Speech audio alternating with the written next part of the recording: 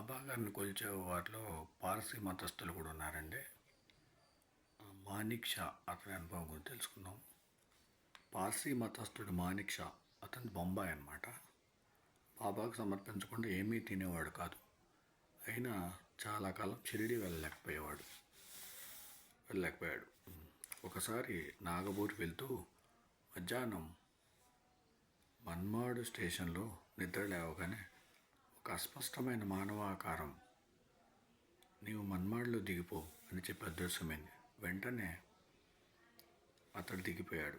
షిరిడీ దర్శించి వచ్చేసరికి నాటి మధ్యాహ్నం అతడు దిగిన రైలుకు ఆ స్టేషన్ దాటగానే పెద్ద ప్రమాదమై ఎందరో మరణించారని తెలిసింది.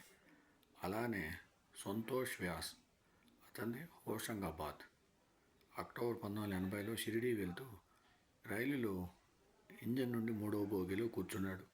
దారిలో ఇటార్సీలో అతని హృదయంలో వెంటనే దిగి చివరి బోగిలో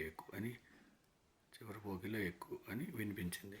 రైలు కదిలినా అతడు త్వరగా దిగి చివరి పెట్టెలో ఎక్కాడు.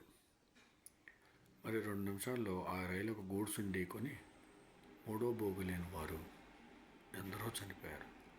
ఓం సమర్థ్ సద్గురు సాయినాథ్ మహారాజ్ కి జయ. ఓం సమర్థ్ సద్గురు భరద్వాజ్ మహారాజ్ కి జయ.